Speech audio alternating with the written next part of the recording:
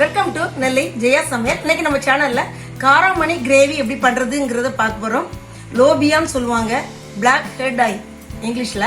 அந்த கிரேவி வந்து எப்படி பண்றதுன்னு கொஞ்சம் வித்தியாசமான முறையில சப்பாத்தி, ரொட்டி, ஃபுல்கா ரொட்டி எல்லாத்துக்கும் ஒரு சைட் டிஷ்ஷா இருக்கிற மாதிரி நம்ம இன்னைக்கு பண்ண போறோம். ரைஸோடையும் வச்சு நம்ம சாப்பிடலாம். வாங்க எப்படி செய்யறதுன்னு பார்க்கலாம். ஃபர்ஸ்ட்ல அதில் உள்ள ஹெல்த் பெனிஃபிட்டை நம்ம பார்த்துக்கலாம். இந்த காராமணியில் வந்து நிறைய ப்ரோட்டீன் இருக்குது, டயட்ரி ஃபைபர் இருக்குது, vitamin A, iron, calcium, potassium, magnesium, phosphorus, இதெல்லாம் ரொம்ப நிறையா இருக்குது. இந்த இது வந்து நம்ம வந்து வெயிட் லாஸ் வேணுங்கிறவங்க இதை வந்து நம்ம எடுத்துக்கிட்டா ரொம்ப நல்லது. ஏன்னா வந்து இதில் வந்து சால்யூபிள் ஃபைபர் தான் நிறையா இருக்குது. ரெண்டாவது வந்து இதில் பொட்டாசியம், மெக்னீசியம் இருக்கிறதுனால எப்போவுமே பொட்டாசியம், மெக்னீசியம் உள்ளது வந்து நம்ம ஹார்ட்டை வந்து ப்ரொடெக்ட் பண்ணும். ஸோ வந்து அதனால ஹார்ட் டிசீஸ் இந்த மாதிரி இருக்கிறவங்க இதை வந்து எடுத்துக்கிடலாம். இது டயபிட்டிஸ் பேஷண்ட் கூட நம்ம எடுத்துக்கலாம், நல்லா நிறைய எடுத்துக்கலாம். இது வந்து நம்ம நிறைய எடுத்துக்கிடும் போது நம்ம ஐ விஷனை வந்து நல்லா ஷார்பன் பண்ணும். இதில் வந்து விட்டமின் ஏ நிறைய இருக்கிறதுனால கண் பார்வைக்கு இது ரொம்ப நல்லது. இது வந்து ஸ்கின்னுக்கு ரொம்ப நல்லது. நம்ம ஸ்கின்ல ரிங்கிள்ஸ் வராமல், அந்த வயது முதிர்ச்சி ஈஸியாக தெரியும்ல, அதெல்லாம் இல்லாமல் நல்லா சாஃப்டான ஸ்கின் வரணும். இது அப்பப்போ நம்ம இதை எடுத்துக்கிறது ரொம்ப நல்லது. இது வந்து இதில் நிறைய அயன் இருக்கிறதுனால அனிமிக்கா இருக்கிறவங்க இதை எடுத்துக்கிறது ரொம்ப நல்லது. இது டைஜஸ்டிவ் சிஸ்டத்துக்கு ரொம்ப வந்து இது வந்து ஹெல்ப்ஃபுல்லாக இருக்குது. ஈஸியாக நம்மளுக்கு வந்து செரிமான பிரச்சனை இருக்கிறவங்க, கான்ஸ்டிபியூஷன் ப்ராப்ளம் இருக்கிறவங்க இதை நம்ம எடுத்துக்கலாம். இது வந்து நம்ம பிளட் ப்ரெஷரை வந்து ரெகுலேட் பண்ணுது, அதை நல்ல நார்மல் நிலைமைக்கு கொண்டு வந்துடும். நம்ம இதை அடிக்கடி எடுக்கும்போது ரொம்ப நல்லது. இதில் வந்து கால்சியம் நிறைய இருக்கிறதுனால நம்ம போன் வளர்ச்சிக்கு, போனை ஸ்ட்ரென்த்தனாக பண்ணிக்கிறதுக்கு இது ரொம்ப நல்லது. கால்சியம் இருக்குது, பாஸ்பரஸ் இருக்குது, மெக்னீஷியம் இருக்குது. இது வெஜிடேரியனுடைய அல்டர்னேட்டிவ் அப்படின்னு சொல்லலாம். மற்ற நான்வெஜ்ஜில் எவ்வளோ ப்ரோட்டீன் இருக்கோ அதே அளவு இதில் அதை விட நிறைய இந்த காராமணியில் இருக்குது. ஸோ வந்து நம்மளுக்கு ஹெல்த்து கான்சியஸ் உள்ளவங்க அடிக்கடி இதை வந்து நம்ம எடுத்துட்டா அவிச்சு சாப்பிட்லாம். அது கிரேவி மாதிரி, குழம்பு மாதிரி, வடை மாதிரி செய்யலாம், தோசை செய்யலாம். இதை வந்து முளை கட்டி வச்சு தோசை செஞ்சால் ரொம்ப ஹெல்த் பெனிஃபிட் இருக்குது. அதில் எப்போவுமே முளை கட்டினதுல கூட கொஞ்சம் சத்து இருக்குது. ஸோ அந்த மாதிரி ஏதாவது பண்ணி நம்ம சாப்பிடலாம். இப்போ 2 வெங்காயம் எடுத்து கட் பண்ணி வச்சுருக்கேன், அதை இதில் சேர்த்துக்கலாம். இவ்வளோ அளவு இஞ்சி வச்சுருக்கேன், இந்த பெரிய சைஸ் இஞ்சியை சேர்த்துருக்கேன். ஒரு முழு பூண்டு பல் எடுத்து தோல் உரிச்சு வச்சுருக்கேன். இதுக்கு வந்து இஞ்சி பூண்டு கொஞ்சம் அதிகமாக சேர்த்தா தான் நல்லாயிருக்கும். ப்ளஸ் நம்மளுக்கு வந்து வாயுவும் பிடிக்காது, கேஸ் பிடிக்காது, செரிமான ப்ராப்ளம் வராது. இந்த மூணையும் நல்லா பேஸ்டாட்டு ஃபர்ஸ்ட்டில் அரைச்சி எடுத்துகிட்டு வந்துடலாம். வெங்காயம், இஞ்சி பூண்டு நல்லா பேஸ்டாட்டு அரைச்சி எடுத்துகிட்டு வந்துட்டோம். தாளிக்கிறதுக்கு வந்து 1 டீஸ்பூன் பெருஞ்சீரகம், 1 டீஸ்பூன் கொத்தமல்லி விதை, 1 பிஞ்சு வெந்தயம், அப்படி நம்ம இந்த கையில் எடுப்போம் அந்த 1 பிஞ்சு வெந்தயம் எடுத்திருக்கேன். 1/2 டீஸ்பூன் கருஞ்சீரகம், 1/2 டீஸ்பூன் கடுகு, 1 டீஸ்பூன் சீரகம் எடுத்திருக்கேன். இவ்வளோத்தையும் நம்ம வந்து இடிக்கல் இருக்கோல அதில் வந்து நல்லா க்ரஷ் பண்ணி எடுத்துகிட்டு வந்துடணும். இதை தான் நம்ம போட்டு தாளிக்க போகிறோம். இதை நல்லா க்ரஷ் பண்ணி நான் எடுத்துகிட்டு வந்துடுறேன். இப்போ ஒரு குக்கரில் வந்து நான் ஒரு 3 டேபிள் ஸ்பூன் கடுகு எண்ணெய் சேர்த்துருக்கேன். நம்ம வந்து இடிச்சு எடுத்துட்டு வந்துருந்தோம்ல, அதை வந்து இதில் சேர்த்துக்கலாம். நல்லா பொரியட்டும். ஒரே ஒரு சின்ன ஸ்டிக் சேர்த்துக்கிறேன்.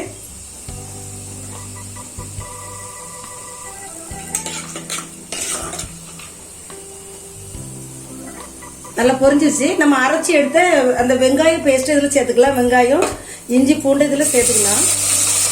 சேர்த்து நல்லா வெங்காயம் ப்ரௌனாக மாறணும். நல்லா அந்த பச்சை வாசனை, இஞ்சி பூண்டுலாம் போய் நல்லா ப்ரௌன் ஆகணும். அதுவரை இது நல்லா எண்ணெயில் அந்த வதக்கிடலாம்.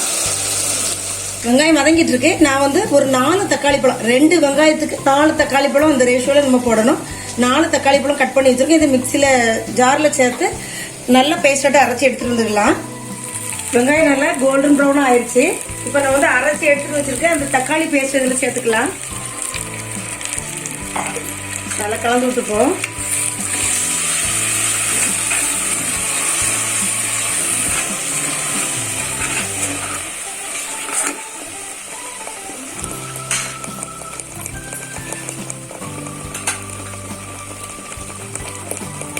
½ டீஸ்பூன் மிளகு தூள் சேர்த்துக்கலாம். மிளகு தூள் இது தெரிக்கும், அதனால கொஞ்சம் கேர்ஃபுல்லாக நம்ம அதை ஹேண்டில் பண்ணுங்க. மஞ்சள் தூள் சேர்த்துக்கலாம்.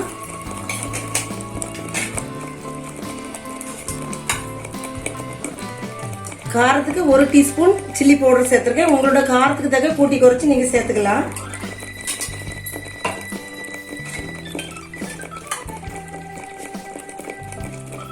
1 டீஸ்பூன் கொத்தமல்லி பவுடர் அது சேர்த்துருக்கேன்.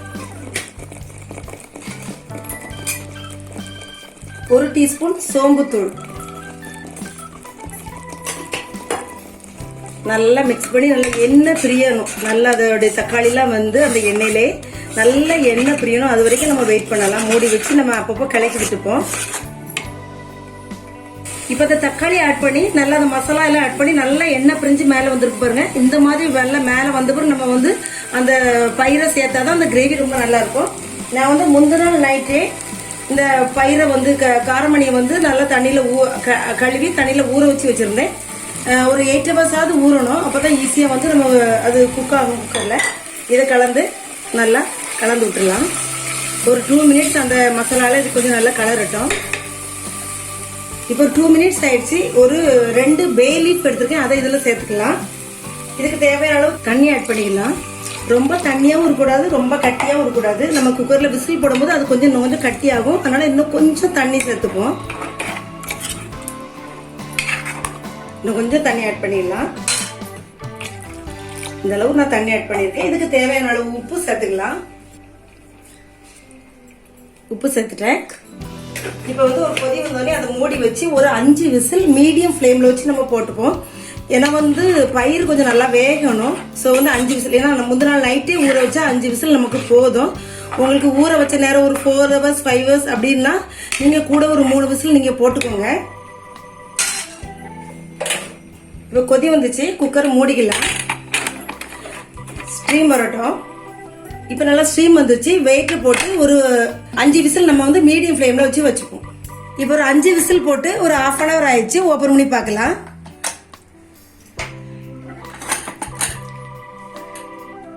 பாருங்க, நல்லா தண்ணி நல்லா சுண்டி நம்மளுக்கு இந்த பயிரெலாம் நல்லா குக் ஆகிருக்கு. பயிர் நல்லா குக் ஆகணும், அப்போ தான் நல்லது. இல்லைன்னா வயிறு வலிக்கும். நல்லா குக் ஆகிருக்கு. உப்பு காரெல்லாம் கரெக்டாக இருக்குது. இப்போ வந்து கொஞ்சமாக கொத்தமல்லி தழை தூவிக்கலாம். 1/2 டீஸ்பூன் கரம் மசாலா தூள் போட்டுக்கலாம். 1/2 டீஸ்பூன் ட்ரை மேங்கோ பவுடர். ரெண்டையும் போட்டு கலந்து விட்டு மூடி வச்சிடலாம். அவ்வளோதான். திருப்பி நம்ம ஹீட் பண்ணலாம் வேண்டாம். நம்மளுக்கு இந்த கன்சிஸ்டன்சி திட்டமாக இருக்கும். ரொம்ப உங்களுக்கு தண்ணியாக இருந்ததுன்னா திருப்பி கொஞ்சம் ஹை ஃப்ளேமில் வச்சு விசில் போடாமல் கொஞ்சம் தண்ணியை சுண்ட வச்சுக்கலாம். எனக்கு கரெக்டாக இருக்குது. கொஞ்சமாக இந்த வெந்தய இலை, கஸ்தூரி மேத்தின்னு சொல்லுவாங்க, இதை லைட்டாக நம்ம இப்படி க்ரஷ் பண்ணி அப்படி சேர்த்துக்கலாம். நல்லா வாசனையாக இருக்கும். அப்படியே சூடோட மூடி வச்சுடுங்க. ஒரு 5 மினிட்ஸ் கழிச்சு நம்ம வந்து பரிமாறலாம். இப்பொழுது சுவையான காரமணி கிரேவி ரெடி ஆச்சு. ரொம்ப நல்லா டேஸ்டா இருக்கும். சப்பாத்தியோட இந்த புலாவோட ஜீரா புலாவ் அதோட ரொம்ப நல்லா இருக்கும். சப்பாத்தி, ஃபுல்கா ரொட்டி எல்லாத்தோடையும் கண்டிப்பா ட்ரை பண்ணி பாருங்க. வித்தியாசமான ஒரு டேஸ்டா இருக்கும். வீடியோ பிடிச்சிருந்தா லைக் பண்ணுங்க, ஷேர் பண்ணுங்க, சப்ஸ்கிரைப் பண்ணுங்க. அடுத்து ஒரு வீடியோட உங்களை சந்திக்கிறேன். until then உங்கள் ஜெயா ஜஸ்டின்.